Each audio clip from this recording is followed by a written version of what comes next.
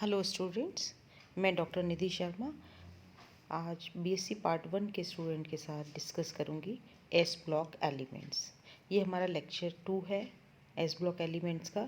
इससे पहले हम एक लेक्चर और दे चुके हैं जिसमें हमने डिस्कस किया था एस ब्लॉक एलिमेंट्स की कैरेक्टरिस्टिक्स, उनकी electronic configuration, atomic and ionic radii और आयनाइजेशन एनर्जी के बारे में।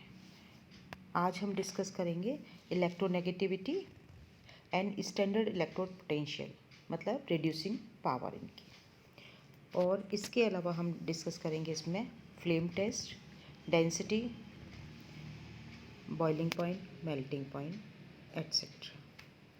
तो सबसे पहले हम डिस्कस करेंगे electronegativity of alkali and alkaline earth metals.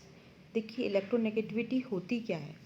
Electrons को अपनी ओर आकर्षित करने की जो टेंडेंसी है उसे हम कहते हैं इलेक्ट्रोनेगेटिविटी। ये एक टेंडेंसी होती है, tendency to attract electrons towards itself is called electronegativity. इसको हम रिप्रेजेंट करते हैं किससे, डिनोट किससे करते हैं, काई के द्वारा।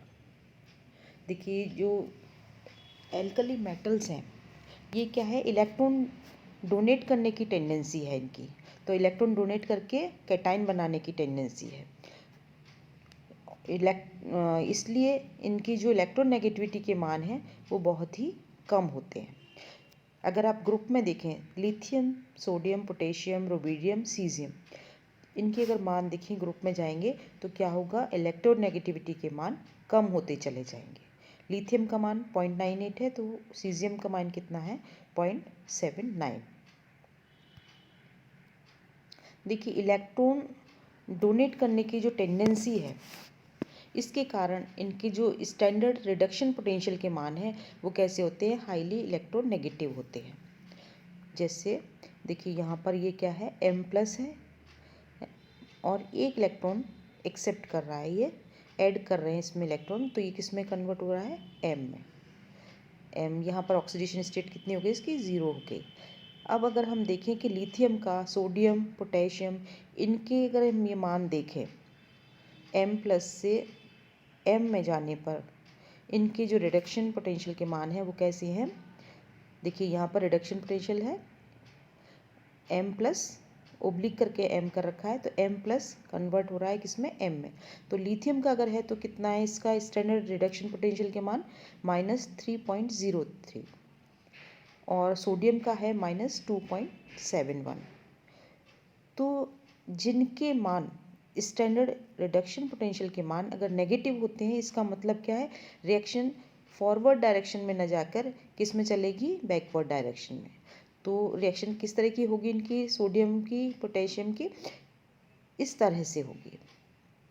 M जो है वो एक इलेक्ट्रॉन को, जो मेटल है वो एक इलेक्ट्रॉन को डोनेट करेगा, तो इनके मान कैसे हैं, नेगेटिव है। और हम जानते भी हैं कि जो एल्कली मेटल्स हैं, एल्कलाइन अर्थ मेटल्स हैं, ये अच्छे रिड्यूसिंग एजेंट होते हैं क्योंकि इनके स्टैंडर्ड रिडक्शन पोटेंशियल के मान जो है वो कैसे होते हैं, नेगेटिव होते हैं। नेगेटिव होने का मतलब है ये इजीली इलेक्ट्रॉन को डोनेट कर देते हैं। अब हम देखते हैं इसका एल्कलाइन अर्थ मेटल्स में कि एल्कलाइन अर्थ मेटल्स भी इलेक्ट्रोपॉजिटिव हैं, लेकिन एल्कली मेटल्स की तुलना में इनके इलेक्ट्रोनेगेटिविटी के जो मान हैं वो कैसे होते हैं, थोड़े से अधिक होते हैं, है ना।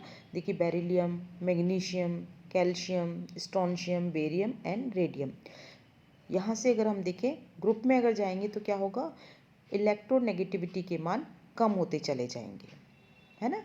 तो यहाँ पर कितना है, बेरिलियम का 1.57 है, और अगर यहाँ देखें रेडियम का तो कितना है, ये बेरियम का, रेडियम का अगर देखें तो क्या है, इनका कम होता चला गया है।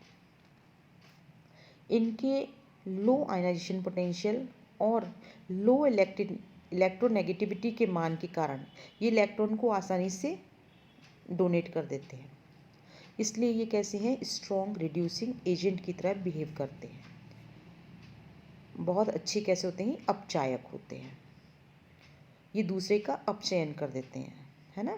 तो इजीली इलेक्ट्रॉन डोनेट करेंगे तो क्या करेंगे, दूसरे को रिड्यूस कर देंगे, तो इसलिए अच्छे रिड्यूसिंग एजेंट हैं। अगर एल्कलाइन अर्थ मेटल्स में देखिए आप M2+, इसमें अगर 2 इलेक्ट्रॉन्स जोड़े हैं तो क्या किस में कन्वर्ट हो गया, M में। ठीक इसी तरह से बेरिलियम, मैग्नीशियम जो है, इनके रिडक्शन पोटेंशियल के मान भी नेगेटिव होते हैं। देखिए बेरिलियम का कितना है, -1.7। इस तरह से इनके मान है, नेगेटिव है। इसका मतलब क्या है, ये भी एक स्ट्रॉन्ग रिड्यूसिंग एजेंट है एल्कली मेटल्स की ही तरह। अब लेते हैं हम इनकी density, melting point and boiling point. देखिए एल्कली मेटल्स जो होते हैं वो, उनका जो साइज़ है अपने पीरियड में, आवर्त में सबसे बड़ा होता है, जिससे इनकी क्रिस्टल्स में एटम की जो क्लोज पैकिंग नहीं हो पाती। साइज़ बड़े होने के कारण क्या होता है, इनकी क्लोज पैकिंग जो है वो नहीं हो पाती। इनकी किस तरह की पैकिंग होती है, body centred cubic crystal structure पाई जाती है इनमें, BCC। इनकी जो पैकिंग कैपेसिटी है वो होती है 68%। इनके जो कोऑर्डिनेशन नंबर है वो 8 होते हैं। एक जो आयन है वो, उसका कोऑर्डिनेशन नंबर जो है वो क्या होगा, 8 होगा। ये इनकी जो मेटेलिक क्रिस्टल्स होते हैं, ये इनके बीच में जो है वो बहुत ही वीक फोर्स ऑफ अट्रैक्शन होने के कारण क्या होता है, ये सॉफ्ट होते हैं और इनके मेल्टिंग एंड बॉइलिंग पॉइंट जो है वो बहुत कैसे होते हैं, कम होते हैं। देखिए जैसे लिथियम है, इनकी आप डेंसिटी देखिए 0.53 ग्राम पर सेंटीमीटर क्यूब है ना। तो यहाँ से आप देखते जाइए, इनकी जो डेंसिटी है वो lithium, sodium, potassium, rubidium, caesium की डेंसिटी दी हुई है और इनके जो मेल्टिंग पॉइंट हैं वो केल्विन में दिए हुए हैं और बॉइलिंग पॉइंट भी इनके केल्विन में दिए हुए हैं। लेकिन अगर आप देखें कि एल्कलाइन अर्थ मेटल्स वो भी छोटे आकार के होते हैं और हाई चार्ज डेंसिटी होने के कारण इनके कंपैरिजन में वो थोड़े से हैवी होते हैं और हार्ड होते हैं। उनके गलनांक और क्वथनांक, मेल्टिंग पॉइंट और बॉइलिंग पॉइंट एल्कली मेटल्स की तुलना में कैसे होते हैं, अधिक होते हैं। अब हम इस टेबल में देखेंगे इनको। देखिए इनकी जो डेंसिटी है वो अधिक है एल्कली मेटल्स की तुलना में और इनके जो मेल्टिंग पॉइंट और बॉइलिंग पॉइंट हैं वो भी कैसे हैं, अधिक है।